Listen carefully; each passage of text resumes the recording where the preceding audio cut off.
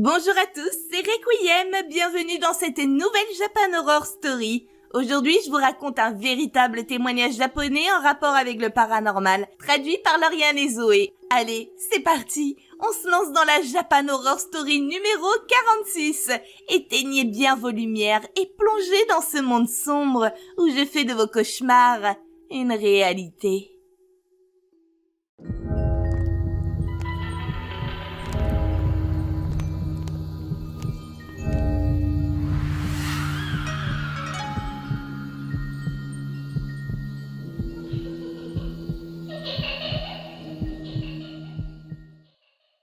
L'histoire que je m'apprête à vous raconter est une histoire que j'ai vraiment vécue. Je me rappelle que ça s'est passé pendant l'été de mes 20 ans et j'avais décidé d'organiser une fête et un grand barbecue dans un chalet à la campagne avec mes amis. Près de cet endroit, il y avait un paysage vraiment très joli, typique des paysages de campagne japonais. Il y avait aussi une petite rivière qui s'écoulait juste derrière le chalet. Nous avons commencé à boire de l'alcool en début d'après-midi et ce jusqu'à la nuit tombée. Je ne vais pas vous mentir, on était tous complètement bourrés. Certains étaient allés jouer dans la rivière, tandis que d'autres se sont amusés à allumer un feu de camp sur la rive. J'étais la seule à me sentir inquiète. J'avais peur que quelqu'un se noie ou bien se brûle. Même dans mon ivresse, je gardais un minimum de conscience. Et peu importe l'état dans lequel je pouvais être, je n'avais jamais fait de blackout ou autre. Je suis toujours restée lucide. Mais ce qui m'inquiétait encore plus que tout le reste était que j'entendais régulièrement quelque chose faire du bruit dans les buissons juste derrière le chalet. J'avais préféré ne pas en parler aux autres, de peur de gâcher la fête en inquiétant tout le monde. Je me répétais dans ma tête « Allez, arrête un peu d'être parano et profite de la soirée. » Et c'est ce que j'ai fait.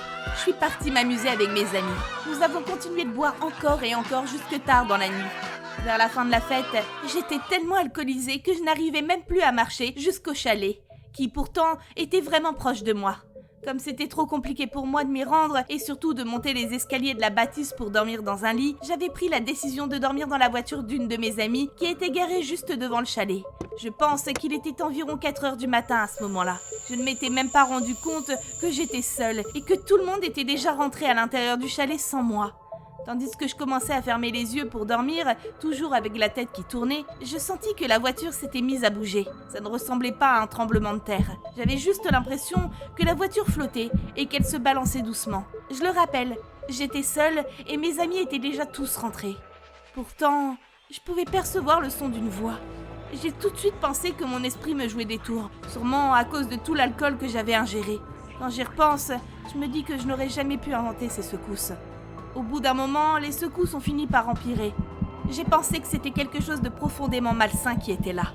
J'étais ivre morte, ma tête tournait de façon interminable. Je ne pouvais pas tenir droite sur mes jambes. J'étais seule et sans défense. Je ne pouvais absolument rien faire. Je suis alors restée figée de peur contre le siège de la voiture. Cet événement a bien duré 20 secondes. 20 secondes de pure terreur. 20 secondes qui m'ont paru durer une éternité. Après quoi, les tremblements de la voiture ont lentement cessé. J'ai cru que c'était enfin fini et je me suis sentie soulagée. Mais soudainement, bam, bam, bam! J'avais l'impression que des mains frappaient la voiture un peu partout. J'étais horrifiée et je me suis mise en boule en priant pour que tout ça s'arrête.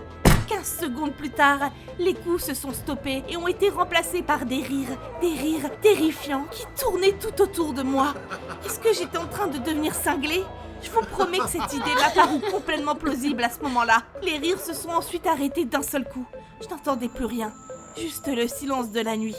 Je n'ai pas osé bouger et je n'ai pas réussi à m'endormir tellement j'étais effrayée. J'ai attendu que le petit matin pointe le bout de son nez et quand je suis sortie de la voiture, j'ai regardé l'état de la carrosserie. J'ai failli m'évanouir. Un peu partout, il y avait des creux. Des dizaines de creux en forme de mains dans le métal. Il y en avait des petites, comme des mains d'enfants, mais aussi des bien plus grandes comme celles d'adultes. Le plus troublant restait leur présence. Comment de simples mains avaient pu faire de telles marques ? Je ne comprenais pas qui avait pu faire une telle chose et surtout pourquoi. Cet événement m'a tellement terrifiée que j'ai décidé de ne pas prolonger le séjour et je suis immédiatement rentrée chez moi. J'ai demandé à un de mes amis de me ramener. La propriétaire de la voiture cabossée est elle aussi rentrée chez elle mais en pleurs, au vu de l'état de son véhicule. Elle m'a demandé si j'avais vu le responsable, mais comme je l'ai dit, je n'ai rien vu. Il faisait nuit noire et j'avais la tête qui tournait comme pas possible. Elle m'en a énormément voulu et refuse de m'adresser la parole depuis. Après ça, je n'ai plus jamais eu de nouvelles de cet endroit et je n'y ai plus jamais mis les pieds. Je me demande toujours, aujourd'hui où je vous raconte ça, ce qui a bien pu se passer cette nuit-là. C'est une question qui tourne en rond dans ma tête. Je me la pose, mais en même temps, je ne veux pas savoir. J'ai trop peur de connaître la vérité. Et surtout, je me pose cette question. Si j'avais eu le courage de sortir, est-ce que les personnes ou les choses qui ont fait ça m'auraient fait du mal à moi plutôt qu'à la voiture ? Si j'étais sortie à ce moment-là, peut-être que je n'aurais jamais pu vous faire part de mon témoignage. Quoi qu'il en soit, je n'ai jamais parlé de cette expérience à ma famille. Et comme elle me pèse beaucoup trop, j'ai décidé de vous la partager. Si des gens qui m'écoutent ont connu une expérience similaire à la mienne, je vous en supplie, dites-moi que tout va bien pour vous.